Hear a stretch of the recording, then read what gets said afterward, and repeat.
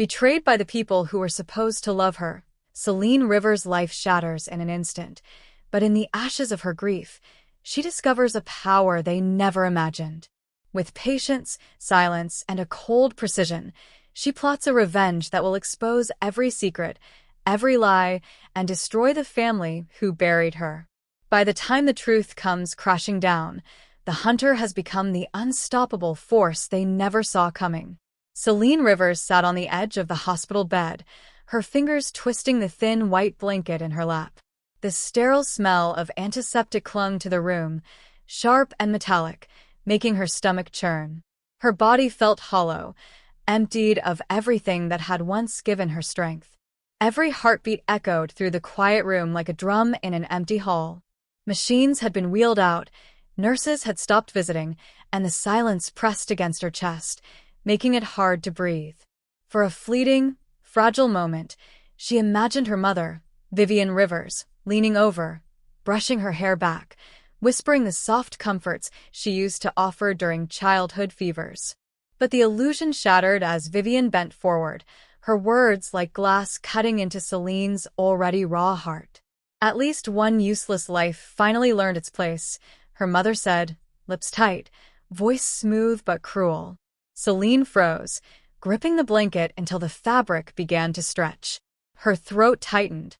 Her breath caught, but no tears came. It was as if grief had fled her body entirely, leaving only a hollow shell.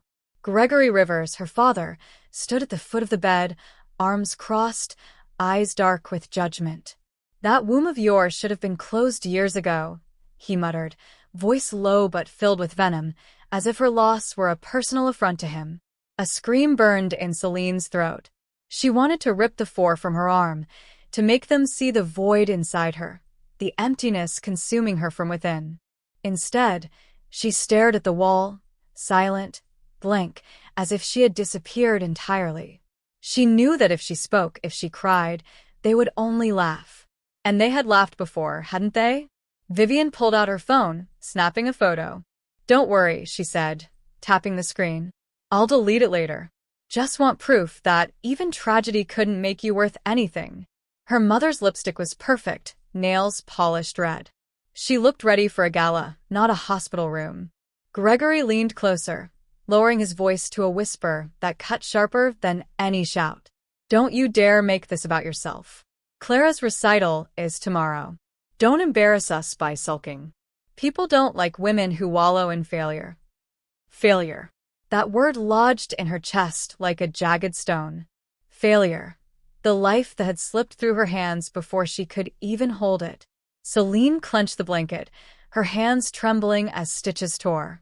Not from grief, but from something heavier, darker, a seed of rage. A fire that would not be extinguished. She was already planning the moment their arrogance and cruelty would meet their reckoning. When the nurse returned with a chart, Vivian adjusted her blouse and smiled, flawless, untouchable. "We're ready to take her home," she said. "No pity needed." The nurse's eyes softened, but she said nothing. She could not, for she had seen the poison in Vivian's smile and the sharpness in Gregory's calm. At home, the charade continued. Clara twirled in her glittering gown, obsessed with her recital, while Vivian and Gregory applauded her endlessly, their eyes never leaving the prized child who had always been special. Gregory turned his gaze toward Celine. "Don't ruin it tomorrow. Don't let anyone see those eyes. People already think you're pathetic enough." Clara smirked. "Honestly, I don't understand why she even tried to be a mother. She can't even keep a plan alive." Their laughter was like knives scraping her skin. And yet, in the midst of this torment, a seed of something else grew inside Celine. Determination. Patience. A cold, meticulous clarity. They thought they had buried her spirit with her loss, but she was already preparing the tools of their undoing. The next morning, the house hummed with Clara's excitement. Vivian fussed over every curl, smoothing the straps of her daughter's gown, praising her endlessly. Gregory clapped with smug pride, pleased with the perfection that was Clara. Celine lingered in the doorway, unnoticed, wrapped in wrinkled pajamas. She caught Clara's gaze in the mirror. Try not to cry during the recital, okay? You'll scare the little kids, Clara said, venom thinly veiled under her smile. Vivian laughed. She's right. Don't sit in the front. I don't want anyone wondering why you look like death at a celebration. Gregory's eyes flicked to her. If you even think of making this about yourself, I'll make sure you regret it. The cruelty carved into her, but Celine did not flinch. She turned, silent, upstairs to her room. Silence had power. Her quiet defiance unnerved them more than tears ever could. Inside her room, she opened the hidden drawer. There, carefully preserved, were scraps of evidence, screenshots of messages where Vivian called her a burden, recordings of Gregory labeling her a waste of space, videos of Clara mocking her failures. Once, these had been reminders that the cruelty was real. Now they were ammunition. At the recital, the hall buzzed with energy. Families filled the seats. Clara shimmered under the stage lights, Vivian and Gregory glowing in the front row. Celine slipped into a back corner unnoticed. Whispers brushed against her ears. She just lost a baby. Why is she even here? Clara danced, flawless in every movement, yet Celine's eyes saw through the illusion, arrogance cloaked in satin, cruelty rehearsed and performed. Applause thundered. Celine remained still, silent, letting the fire inside her grow. That night, she crept into Gregory's study.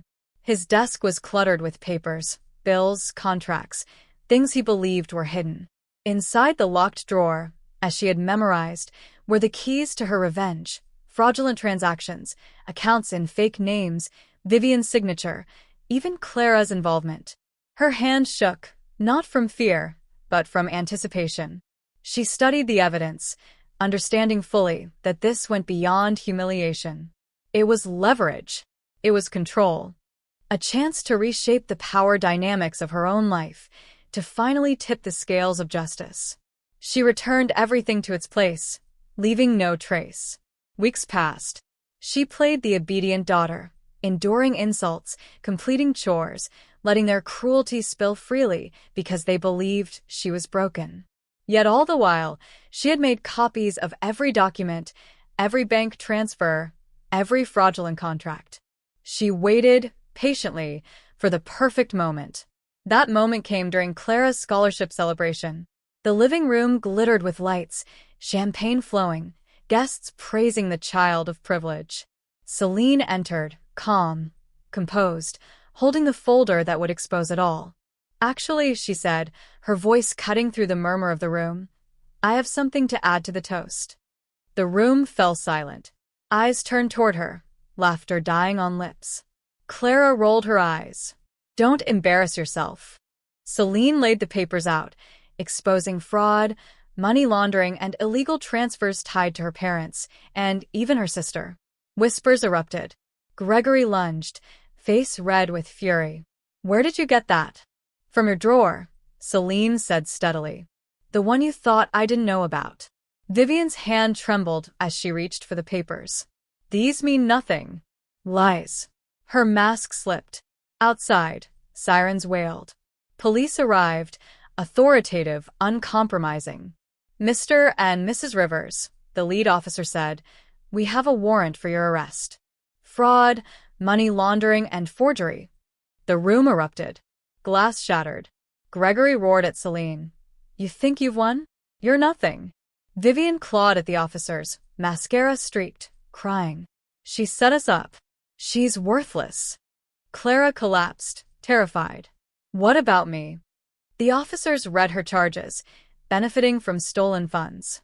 They were dragged away, handcuffed, their neighbors staring, whispering, some laughing in disbelief. Celine stepped onto the porch. The world looked at her differently now, not with pity, but with awe. Her survival had birthed their downfall. And yet, as she looked at the retreating police cars, a faint shiver ran down her spine. Justice had been served, but the shadow of consequences yet to unfold lingered. Somewhere, someone was watching. A rival? A partner? She did not know. But she knew one thing. Celine Rivers had survived, and she would no longer be silent. The storm had passed, But the winds of her power were only beginning to rise. Her heart beat steadily. The silence around her felt like victory, long, deliberate, and unfinished. The suspense of what came next would linger in the minds of those who thought they controlled her. And Celine Rivers would be ready. Always ready.